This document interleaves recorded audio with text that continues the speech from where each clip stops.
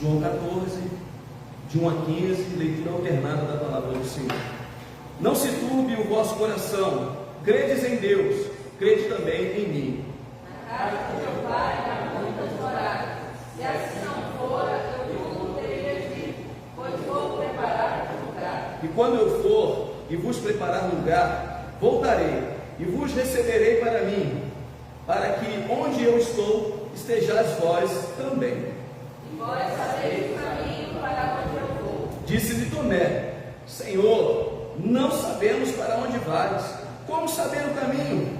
Respondeu Jesus: Eu sou o caminho e a verdade e a vida. Ninguém vem ao Pai senão por mim. Se vós me tivesseis conhecido, disse o Senhor Jesus, conhecereis também o meu Pai. Desde agora o conheceis e tendes o visto.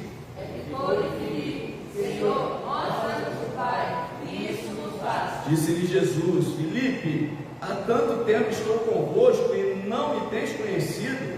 Quem vê a mim, vê o Pai. Como dizes tu, mostra-nos o Pai? Não crês que eu que sou do Pai e que o Pai está em mim?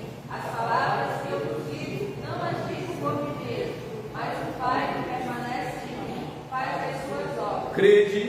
Crede-me que estou no Pai, e o Pai em mim. Crede ao menos por causa das mesmas obras. Em verdade vos digo, que aquele que crê em mim fará também as obras que eu faço, e outras maiores fará, porque eu vou para junto do Pai. E tudo quanto pedirdes em meu nome, isto farei, a fim de que o Pai seja glorificado no Filho. Se pedirdes alguma coisa em meu nome, eu o farei. Todos, se me amais, guardareis os meus mandamentos. Amém. Podemos assentar, amados irmãos. Este é o texto da despedida de Jesus Cristo com os seus discípulos. Jesus está a cear com os seus discípulos e agora ele se despede dizendo que vai enviar o Consolador. Os discípulos não estão entendendo muito bem, não estão entendendo, compreendendo basicamente o que está acontecendo.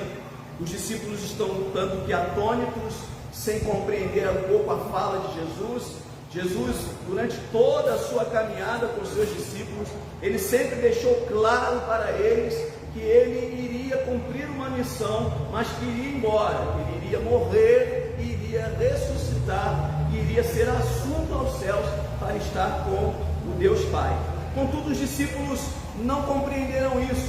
Os discípulos, eles pensavam que entendiam, mas eles não entendiam muita coisa que Jesus estava dizendo. E já naquele momento ali, ceando com eles, Jesus está na última ceia com os seus discípulos, ceando com eles ainda assim não estavam compreendendo a fala de Jesus. Jesus, portanto, diz a eles: não perturbem os vossos corações.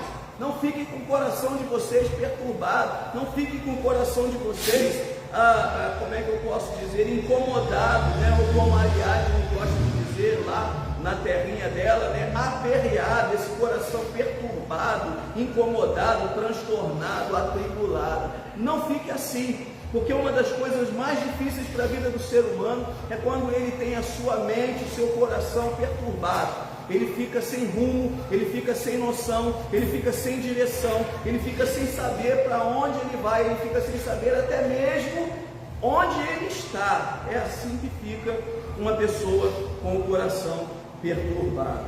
Mas Jesus quer confortar os seus discípulos, porque mais do que ninguém ele entendia que aqueles homens iriam sentir a sua falta, iriam sentir uma lacuna, uma vacância, quando Jesus não estivesse mais em carne, encarnado diante deles, convivendo com eles. Contudo, Jesus precisava dar esta mensagem para eles. Jesus precisava deixar eles em paz. Jesus precisava deixar eles cientes, mais uma vez, de que ele precisava voltar para o Pai, que ele precisava estar junto do Pai, para preparar um lugar, preparar um ambiente, preparar uma possibilidade daquelas pessoas que ali estavam com ele, os discípulos, e também a todos nós que aqui estamos, encontrar com ele de uma forma plena, gloriosa e eterna. Jesus precisava que aquelas pessoas entendessem isso. E nós precisamos que as pessoas entendam isso. Que Jesus é o único caminho, a única verdade, que é a vida. E que ninguém pode ir ao Pai senão por Ele, se não for através da pessoa do próprio Senhor Jesus. É interessante que Jesus vai dizer que na casa do meu Pai há muitas moradas. E que se não fosse assim, Ele não teria dito que iria preparar lugar para eles. Irmãos, nós vivemos um tempo onde as pessoas vivem muito incomodadas com o que viver neste mundo, o que conquistar neste mundo, o que ganhar neste mundo, como satisfazer a sua vida material neste mundo. Vivemos nesse tempo onde as pessoas têm lutado para conquistar coisas, para adquirir coisas, para trazer coisas para a sua própria vida. Vivemos nesse tempo, um tempo difícil, um tempo onde cada vez menos se crê na grandiosidade da palavra de Cristo Jesus. Um tempo em que cada vez menos se crê que Jesus é o único caminho, a única verdade e a única vida que nós temos neste mundo. Sem Ele, nós não podemos realizar absolutamente nada. E por isso Jesus vai dizer que na casa do seu Pai há muitas moradas. Jesus está querendo dizer aos seus discípulos que eles não precisariam ficar incomodados, transtornados, perturbados com aquilo que eles tinham aqui nesta terra, com as moradas que eles tinham aqui, com as conquistas que eles tinham aqui, porque esta era a intenção daqueles homens, ou da maioria deles, de se levantar um homem chamado Messias, chamado Cristo. Hoje pela manhã nós podemos falar sobre isso, né? A palavra Cristo no grego significa Messias, que significa o ungido, o redentor, o salvador. Enfim, eles precisavam entender que Jesus Cristo era sim aquele que era o resgatador, o redentor, o salvador da vida deles. Contudo, não da maneira como eles esperavam, não da forma como eles queriam. Eles queriam um Jesus, um Cristo, um Messias que pudesse estar à frente de um grande exército para combater assim o Império Romano e tirar o povo de Israel de vez da submissão aos outros povos, aos outros impérios que surgiam. Contudo, Jesus vem pregando a paz. Jesus vem pregando para aqueles homens a necessidade deles largarem as suas armas carnais, físicas, materiais e viverem de forma totalmente, plenamente espiritual. E eu trago esse contexto apenas como pano de fundo para a mensagem que nós queremos trazer para a igreja, para o povo de Deus nesta noite. Jesus queria que os seus discípulos entendessem que a nossa vida aqui neste mundo precisa ser uma vida de celebração. Jesus está numa ceia, como nós acabamos de falar, a última ceia com os seus discípulos. Mas existe um fato que antecede esta ceia, que antecede o assentar-se destes homens à mesa. Um fato que é marcante na história cristã, que é marcante na vida da igreja, é o fato que nós entendemos como a grande celebração da família, do povo chamado povo de Deus. E aí, é sobre isso que nós queremos tratar nesta noite. Família, porque a família é sim a base de todas as coisas. Porque o que nós temos visto neste mundo é uma grande falácia de que as famílias elas podem ser compostas de todas as formas. Isso não é uma verdade. A família ela é composta da forma como Deus assim predeterminou: homem e mulher. Eu não sei se vocês têm essa possibilidade, mas se você olhar um pouquinho na internet, você vai ver cada aberração, cada circunstância difícil acontecendo, que nós, infelizmente, inclusive dentro do nosso país hoje, nem podemos muito verbalizar, porque é passível até de sermos presos, condenados, recebermos aí uma ação judiciária, simplesmente por estarmos falando a verdade. Contudo, a família é um lugar de celebração, quando em primeiro lugar existe na família algo que é de suma importância para a vida estar cada vez mais entrelaçada, que se chama amor incondicional. E isso nós vamos ver no preceito, no momento que antecede esta grande ceia e que é uma marca da igreja cristã, uma marca da atuação de Jesus com os seus discípulos, chamada de Jesus e o lava-pé ou lava-pés dos seus discípulos. Algo que acontece no capítulo anterior, no capítulo 13. E eu gostaria que você apenas virasse a folha da sua página e que você vai acompanhar o que está aí no capítulo de número 13, quando Jesus vai lavar os pés dos seus discípulos, provando para nós como deve ser uma família. Jesus vai mostrar para nós como esta família precisa celebrar. Jesus vai mostrar para nós o porquê que essa família precisa celebrar. E Jesus vai mostrar para nós como se compõe essa família. Em primeiro lugar, essa família precisa ser um lugar de celebração se ela estiver de fato vivendo um amor incondicional. Diz o texto nesse capítulo de número 13, você não precisa se levantar, mas basta acompanhar a leitura que nós vamos fazer aqui contigo nesta noite. Ora, antes da festa da Páscoa, sabendo Jesus que era chegada a sua hora de passar deste mundo para o Pai, tendo amado os seus, estavam no mundo, amou-os até ao fim.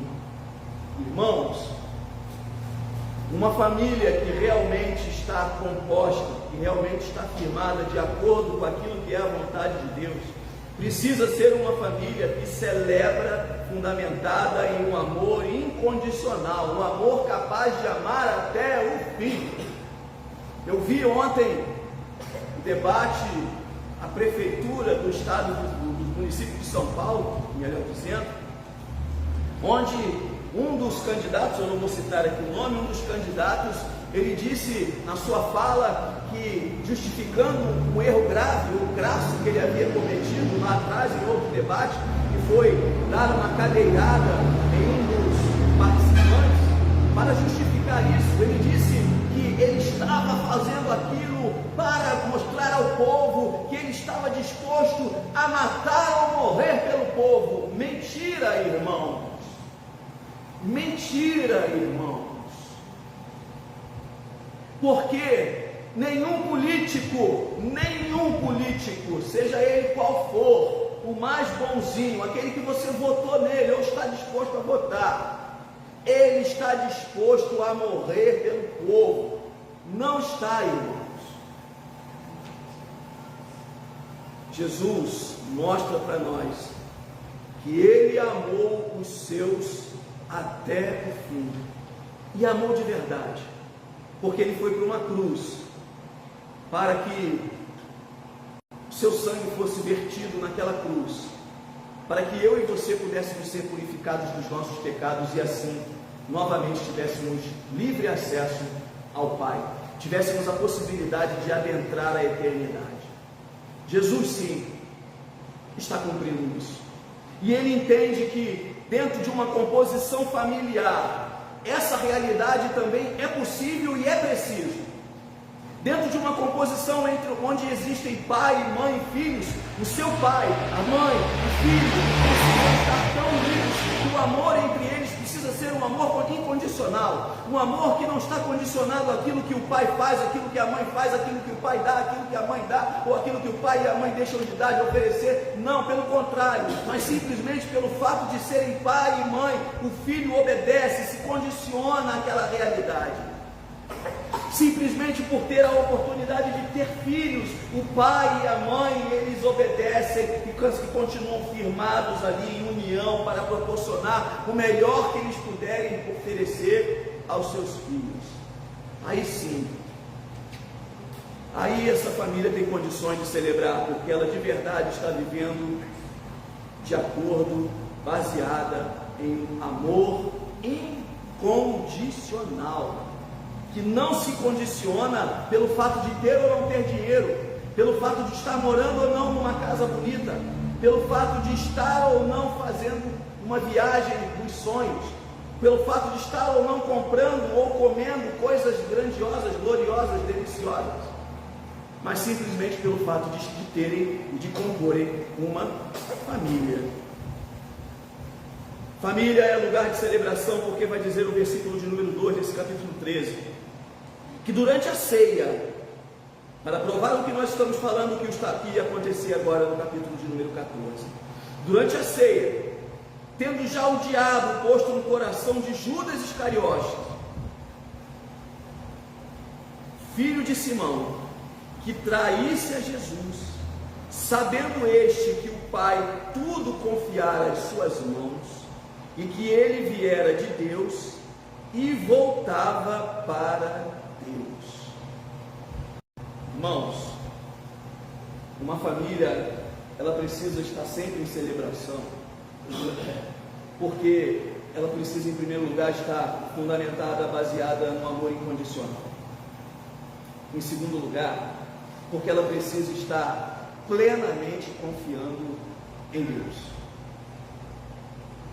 O texto é claro em nos dizer que Jesus já sabia que o diabo tinha colocado no coração de Judas Iscariotes a necessidade de o traí-lo, mas ainda assim Jesus permitiu que Judas estivesse entre eles.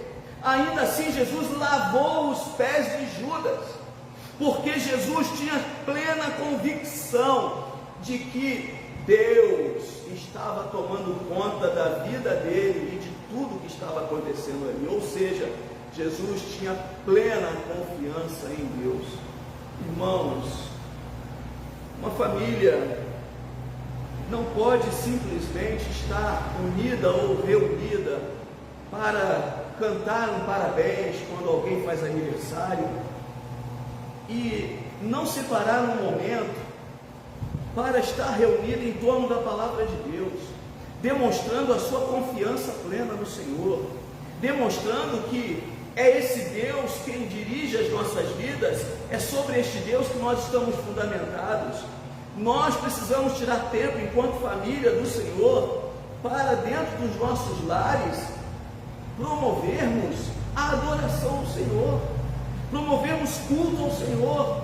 Claro que não precisa ser um culto solene como nós fazemos dentro de uma igreja, com toda essa ritualística, de hinos, cânticos e fala um, fala outro, ora um, ora outro. Não precisa isso. Sejam coisas simples, mas que saiam do coração para ir direto ao trono do nosso Senhor, para promover, irmãos, dentro daquela casa, a ambiência da presença de Deus.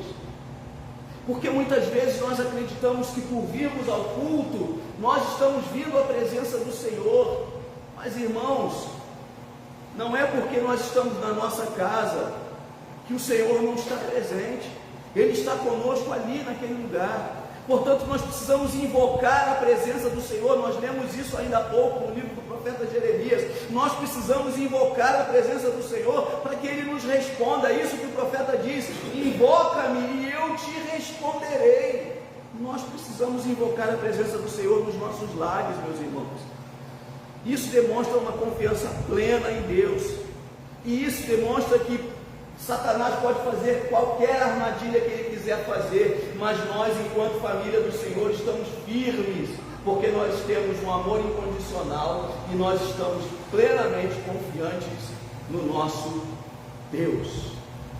Em terceiro lugar, diz o texto que levantou-se Jesus da ceia, tirou a vestimenta de cima, seu vestido de cima, sua túnica, e tomando uma toalha, cingiu-se com ela, amarrou essa toalha na cintura, e diz o texto que ele então trouxe para junto dele estes discípulos.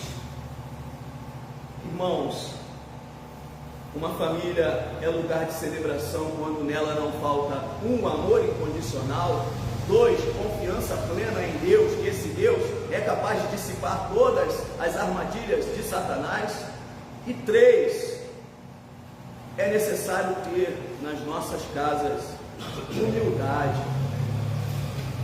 Um pai, por mais que ele entenda que ele é o sacerdote do lar, por mais que ele entenda que ele é o responsável por trazer o sustento para a sua família, por mais que ele entenda que ele é o mais velho, que ele é o homem, que ele é o macho, vamos dizer assim, ele jamais pode submeter a sua mulher ou seus filhos a uma condição que seja escandalosa e principalmente enfatuosa.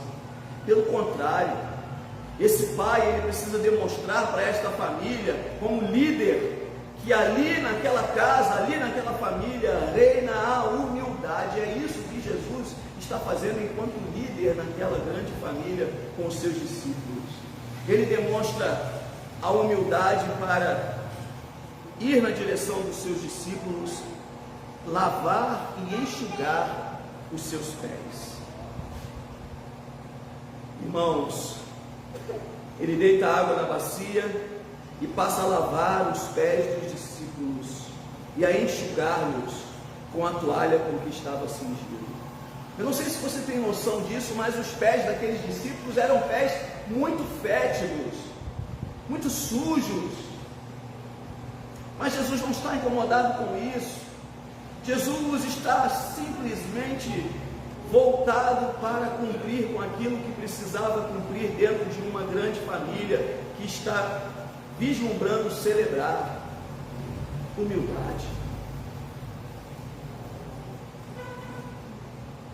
Diz o texto, versículo 6, que aproximou-se, pois, Simão Pedro e lhe disse: Senhor, tu me lavas a mim?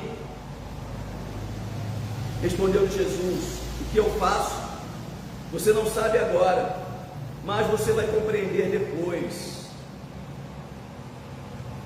Disse-lhe Pedro então: nunca me lavarás os pés, Senhor. Respondeu-lhe Jesus: se eu não lavar, você não tem parte comigo. Irmãos, claro que Jesus estava em autoridade acima dos discípulos. Claro. É claro que quando o patriarca ou a matriarca de uma família acontece alguma coisa com eles, essa família ela fica um pouco, quer dizer, bastante abalada. E aí muitas coisas podem acontecer a partir daí. Mas uma família disposta a celebrar, ela precisa entender que o que não pode faltar dentro de um lar, além de amor incondicional, além de confiança plena em Deus e além de humildade, é igualdade. Nós somos diferentes apenas em gênero e em idade, é claro. A Adeline, óbvio, é diferente da idade de Marco e de Ariana, óbvio. Mas não existe diferença para Deus, porque Deus não faz acepção de pessoas. Para Ele todos nós somos iguais. Deus nos olha de forma igualitária.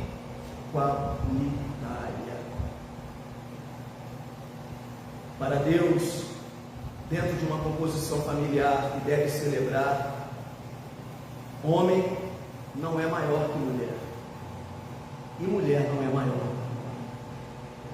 Por isso, o Senhor vai dizer que se não houver acordo, não é possível andar junto. É preciso que o casal esteja unido, junto, para que eles possam caminhar, sem entender que um é maior do que o outro, sem entender que um ganha mais do que o outro, ou que um tem mais, podemos dizer, intelectualidade do que o outro, ou que um tem mais força do que o outro. Ambos são iguais, ainda que assim aconteça.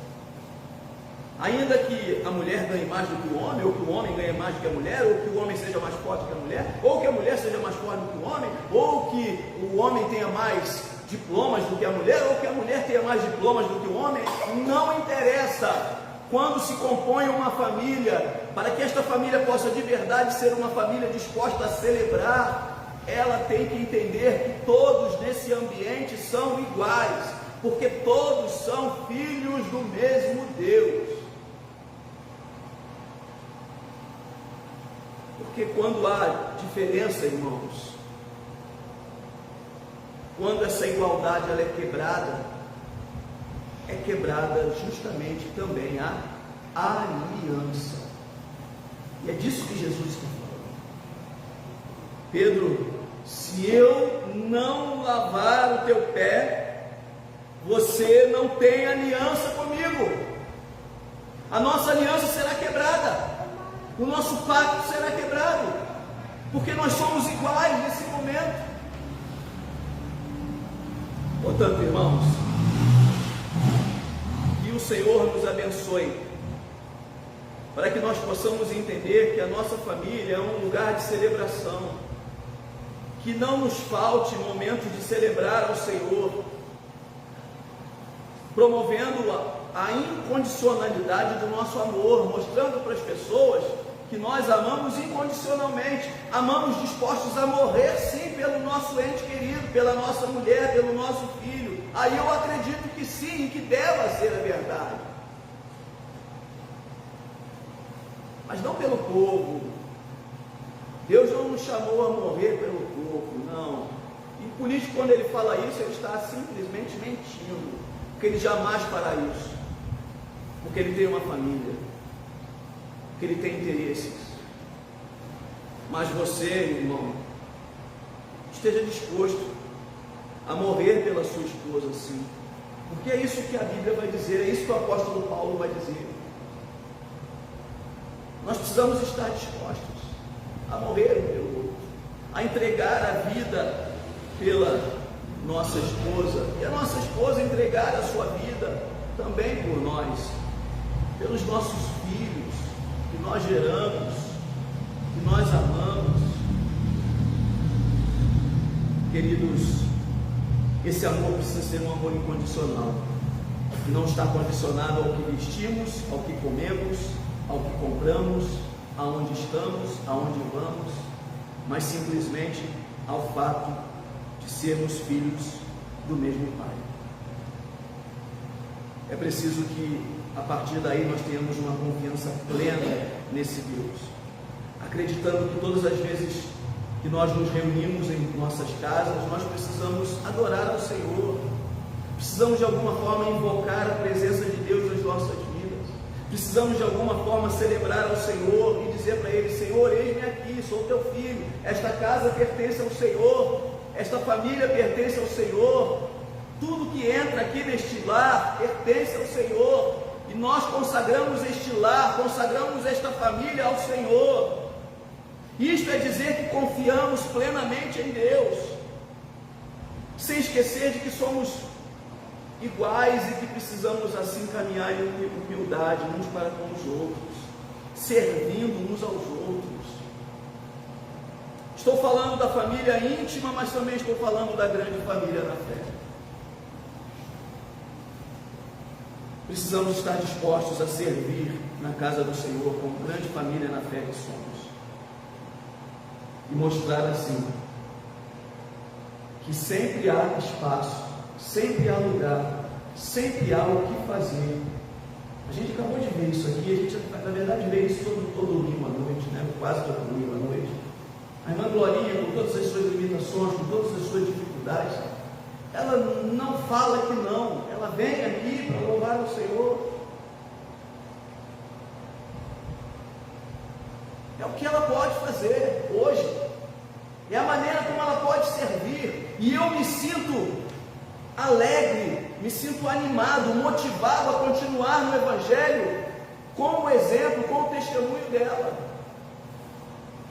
Todos nós temos alguma coisa que possamos fazer, ou que podemos fazer na casa de Deus. Basta que queiramos, e o Senhor há de nos dar força, saúde, fé, ânimo e alegria para assim executar. O Senhor nos abençoe, para que nós jamais deixemos de ser uma grande e gloriosa família na presença de Deus. Amém.